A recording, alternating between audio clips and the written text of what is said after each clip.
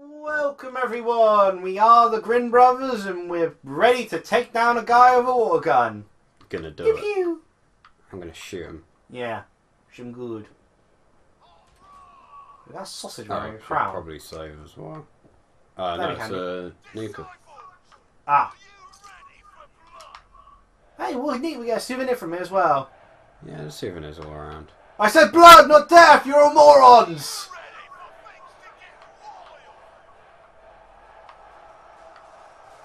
At least it has wild in it! Look at him. That just looks uncomfortable. It is. The thing is, you could literally beat him with a pair of wire clippers. Because the moment you cut that wire off... Are you ready to get wet? What if you just never go through the door, just, you know... No. Oh, I don't think it has enough range. no, it doesn't. Oh! He's been He's triggered. backed off. He's backed off. You wounded him. You wounded him. Well, are you shooting me when you're in electrified power armor? Yes, he is. Time to ban.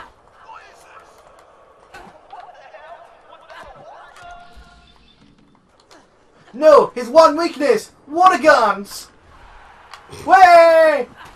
Somehow his thing manages to stay standing perfectly straight up to the ceiling.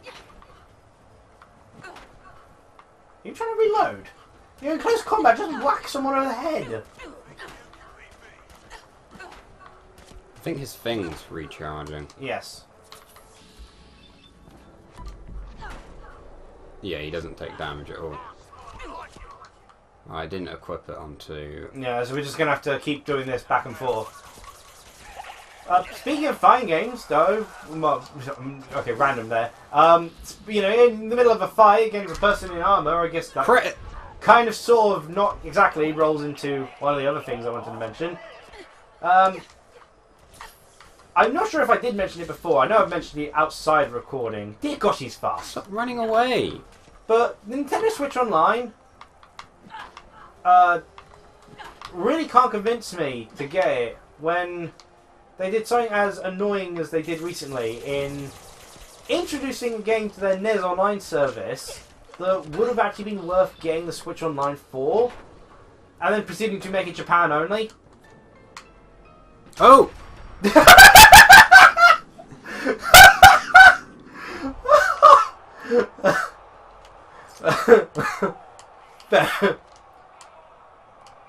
Ferret did that. Ferret won there. All by herself. Just Ferret. I'm going to be over encumbered as all hell.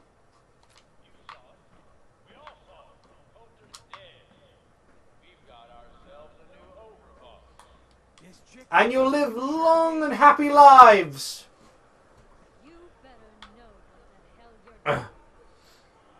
Well, do you want to call her to be the overboss? I mean...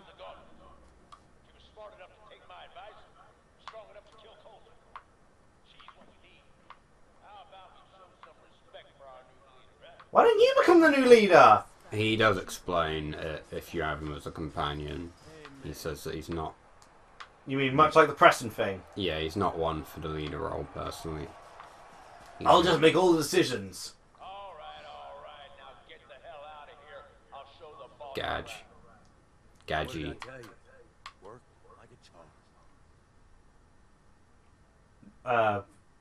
Joke. Yes, joke. Death by squirt gun. I'd love to see the message on his tombstone. I don't know if they know what a tombstone is. I get that you have no idea what's going on and everything is coming at you real fast. But you need to listen. Taking out No. cold I love his eye patch. It's so stupid looking. It is, and it must be really uncomfortable. That is a metal plate. Now that he's actually gone, we've got ourselves a vacancy in the overboss department. I'm glad we got the choice here. Don't you love it when some people would approach you, kill their boss, and then say, hey, want to be the new boss of our company? So, we know we set up this death arena so you killed the CEO of Google, so now you're the leader of Google. I'm in charge of sarcastic. Let's be. First you lured Yeah. me in here, and now you want me to run. To be fair, that feels kind of humorous as it already is. Let me explain. But we No. won't let you actually make any decisions because when we decide to raid a place, you have no choice. And yeah, if the name didn't give it away, these ain't your typical raiders. What raiders do play nice with each other? Well, they're technically not aggressive to other raiders. Powder keg just waiting to blow sky high. One wrong move, and we're going to have a bloodbath on our hands. I think you have what it takes to turn things around and keep Really, I didn't think raiders really established themselves as much of a group per se, because that just feels like they then become groups like the Gunners then. Yeah. So I thought the point of raiders was basically just being the common thug who, you know, have just joined up just purely to help each other out because, you know, Yeah. rather than being a group with an overall objective. Because, you know, like, the Brotherhood Steel, for instance, they're a group with an objective. Why me? Bear Paywell, why me? Why me, yeah, why me? Why me? I'm sure you're better suited for the job. We'll get into that later. Now, I'm sure you got a lot of questions. This ain't the place. Meet me at the Overbosses. So tell me, if you do become leader of this group, how Yeah. does Preston find out? Actually, what if you had Preston with you when you did this? Just let me get that door. Preston finds out because you have to raid settlements you've built, Ah. which is the problem people have with this expansion pack. I meant, you know, what if, you know, okay, the second question is, what if you had Preston with you here? Um, Because it's kind of disappointing having, I mean... I'm pretty sure Preston, the moment you get into the kind of main part of the area, gives you a quest to kill them and free the slaves. Ah. Apparently not a lot of people have done this. I'm not surprised. It's the only high-level DLC. And we did it first. Yeah. Well, we're high enough level to do it. Which is strange, because we didn't do that much grinding, I thought. We're level, like, 50. I thought that was standard. For, like, endgame, maybe. And we're past endgame. But, like... No, probably not. People can probably get past it a lot quicker than we did. I don't know why I'm trying to read that. So any ideas who we're going to take with us to Nick's place? Or is it you have to have Nick with you? Because I thought he was kind of the quest companion, so he was with you regardless. Nick is there regardless, but you can have Nick as your companion for it. I don't... Because you're not sure how to do things with the other companion. Yeah, because I like him, but he doesn't result in the kind of ideal ending. Which one's better suited for Nick then? The guy we've already got as a companion then? The ideal ending, or... I think Nick gets you closer to the ideal ending. Really only has one rule around here. Don't get caught. I'll probably have to, like, look it up or something. Yeah. Because I do not remember. Just kind of a general rule of thumb. I am very disappointed that Monkey was not one of the raiders. One of the factions do dress up kind of animalistic-y. Basically, they're an army of furries. I can imagine that being a They're surviving not, army. they're not quite furries, Oh. but they have, like, you know... I feel Sunset Overdrive did a far better job of depicting what an actual post-apocalypse would be like, sort of thing. Yeah. You know, people just being much weirder. Yeah. Because, you know, there's no rules in place. You can be as insane as you want. Yeah, pretty much. Alright. We're coming as well. But yeah, Joy Mech Fight, Nintendo's first sort of... Well, Nintendo's second fighting game after Urban Champion. The game that people are getting sick and tired of being given repeatedly. Because Nintendo really like giving people Urban Champion. But Nintendo later thought, hey, maybe we should make a good fighting game. And they saw the success, and this was around the time that Street Fighter and such were coming out and sort of becoming successful in the arcades and all that. So they thought, well, we got the NES, let's try and make a fighting game for the NES. And so they made Joy Mech Fight. Of course, this was like 99 free, and... I'm going to interrupt you. Yeah? So, firstly, I'm going to go back to the Commonwealth to dump some of the stuff so we can actually move. Oh yeah, and you can warp yourself back here. You can't carry too much. You can't fast travel. I guess we've got to walk back to the Commonwealth. How do I walk down? Surely there's somewhere to store your stuff around here, isn't there? There is. It's kind of in the enemy's base. Ah. Place marker. Guess we'll just walk there. So. Yes, I was sleeping, okay? It's what people do when they're exhausted. Ever since you guys took over, you've been working us around the clock. What do you expect us to do? We expect you to show a little appreciation. Why on earth would the Raiders have traders? We provide security. Without us, you'd be food for the bloodworms. You can either do your job and earn your keep. Also, this is a very inconvenient place to get to and back from. Yeah, it is. Or maybe you think you're better off out there, alone and unarmed. No, I'll get back to work. That's better. They all have explosive collars attached to them. Bunch of amateurs playing dress up. A bit weird that, like, you'd think they'd have the threat of going back out into the wasteland unarmed to be, convincing enough. Yeah, well. But, it feels like you don't even need to have that as an argument if you've got explosive collars on people. It's kind of counterproductive when you have people in here that sell guns. Mm. They're still trying to rebuild. Should be easy pickings. If there's anything left. How good is this source of yours? It's good, Shank. I don't bring you bullshit. Yeah, I guess it's kind of weird. I think my slight problem with this is that it feels too organised for Raiders. It feels more like a group rather than Raiders. It kind of is. My biggest issue is it doesn't... Because I kind of like the idea of being part of a smaller group, like the Raiders. You're just kind of acting as a character who's just trying to survive. It's effectively a group, 3 or 4 groups of Raiders forced together. Mm. My biggest issue is it still doesn't make sense why you attack the Commonwealth. Yeah. You should at least have the option to be like, no. Because you own the Commonwealth. But it's like with the Institute. Yeah. There was no option to turn the Institute around. It was continue being the leader of the douchebags. Yeah. Which is why prior Fallout games were better. God, you wouldn't have seen this happen in New Vegas. Hey, but don't worry, Raphael. You'll soon be able to play The Outer Worlds. the game made by the original creators Honest to of God, Fallout. I'm super looking forward to that game. You have to pick a side! You didn't have to shoot him. You could just pick the side, but... Alright. Yeah, that game does look good. Again, it won't be my type of game, but I know you look like you'll enjoy it. I'm ready to... It's annoying.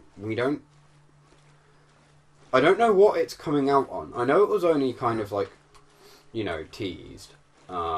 If it was in of Microsoft's deal, from what I recall, is basically whilst they have bought out Obsidian Interactive, any game they were currently working on, like there was apparently a game they had kickstarted, is allowed to come out on other systems.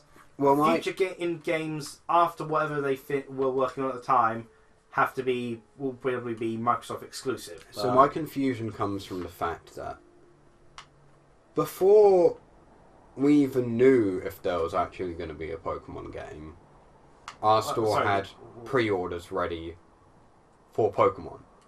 We just put it down as pre-order Pokemon 2019. Okay. We don't have pre-orders for the Outer Worlds on anything. Huh. Not even on our website do we have anything. So you're thinking it might be... The only thing I've been able to find it on, and I've added it to the wish list, because I don't pre-order digitally, because that's a bit weird. Yeah. Is Steam. Okay.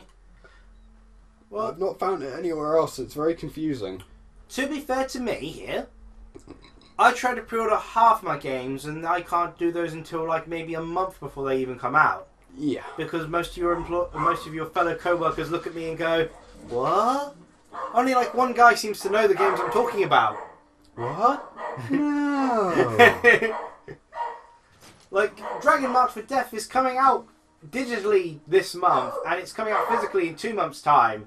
And I got a response of, "Never heard of it." Yeah, And they couldn't. And when they tried looking up, dogs. all it came up with stuff was How to Train Your Dragon in the game system. Though to be fair, the game system is terrible. Yeah, it tends to be a bit slow to be updated. Well, no, on our computers it's terrible because they create like abbreviations and nicknames for everything. So Yeah, How to Train Your Dragon was like HOTST. yeah, it becomes a guessing game, but they're not the same between the different formats. Assassin's Creed is AC on like PS4, and Xbox is Ass Creed. Which, admittedly, is great fun. I get to just type ass into the computer. Wait, is this where you're supposed to go? This is apparently my way out. This is a really cool area to the Nuka-World.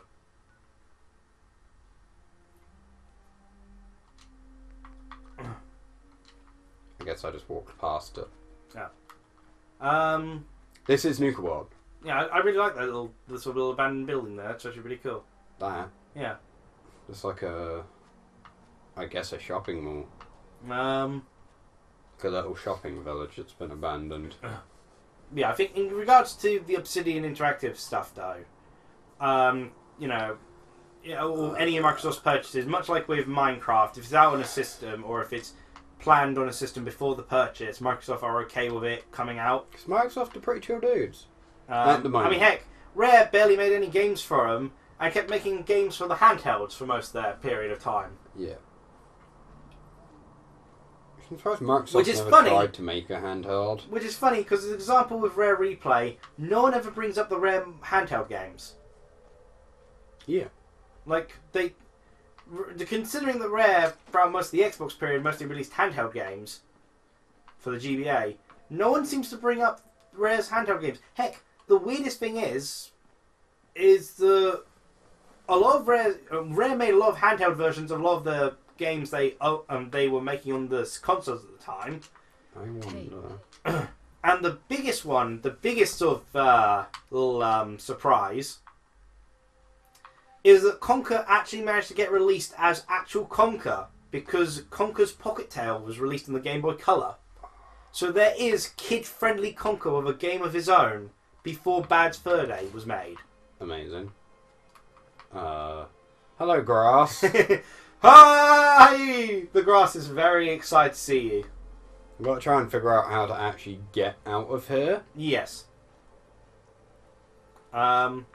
I hope you all enjoy. But yeah, Obsidian... Wait for me to get in it first. So yeah, so the future games by Obsidian Entertainment, probably after their current two projects, looks like they'll be Microsoft exclusive. No, dog meat. Why? Though speaking of that, that does bring me into one of the games. One of the teams that they bought out had a game come out very shortly after their purchase of them. But there's mixed reviews on it, which was what was it? Remember the one with the mask people and the joy pills. Oh, We Happy Few. We Happy Few, yes. Okay. Because Microsoft bought We Happy Few, who's developer, before they released We Happy Few. Because it was a highly anticipated title, and Microsoft thought that We Happy Few looked a very good game to promote. And it was Xbox One exclusive, well, Microsoft exclusive anyway. But We Happy Few seems to have received mixed reviews. Yeah. I think the general consensus is it's alright. I think, was it Yahtzee? I'm not sure if you brought up, in regards to Yahtzee's review, brought up its problem was actually its main problem was, ironically, the thing that they were trying to promote the game on, that being its auto-generated areas. Yeah. Wait, where? Because it just kind of padded out the game to be far longer than it needed to. How do I get out? Is this not out? Or walk up, see. Well, the map's still, We'll go up the stairs. Maybe that'll lead you out. Well, escalators. No, because it shouldn't be listed as, It could be that this terminal is just listed as part of it. Shouldn't be. Oh no. See? Guess it is. That's weird. We also now have to walk back to a settlement. Well, in that case, I think we should probably. What do you mean, Liam? People love watching me slowly walk. Unless you've got anything else you want to say about the Microsoft purchase situation. No, not really. It just means their next console should have a decent lineup of games. You'd hope. Yeah.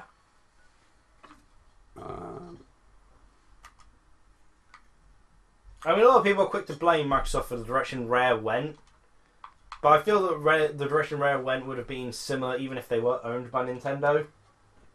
I have to equip a gun. Like, Microsoft did intervene somewhat in that, of course, they brought more of a checklist structure to things, whereas Nintendo were rather hands-off. But at the same time, a lot of the core members of Rare had already left that point anyway. And the direction Rare went really did kind of mimic Nintendo's direction overall. Yeah. I think the only thing that would probably have been different if Rare was still owned by... if Rare ended up being owned by Nintendo instead, would have been the direction of Banjo-Kazooie Nuts and Bolts, whereas Rare felt platformers weren't that popular anymore. Of course, that was obviously never not the case on Nintendo systems. Yeah. Where I feel like if they were, they'd have probably not needed to put in the car mechanic in. Yeah. The thing is, but the car mechanic was a case of, they'd built this program to be able to develop, the car sort of stuff because they'd been working on it for a different game, which never came to fruition. And that's the issue. They wanted to implement it into a game, and they felt that a pure platformer wouldn't do well in the modern day game environment, so they added it to Banjo-Kazooie. That's the biggest issue with Nuts and Bolts, is it's not really a bad game. It's just not what people were expecting. One shouldn't have been Banjo-Kazooie unless it went full on to the platforming, because it's got potentially decent environments. The levels would be great in a platformer collectathon. Yeah.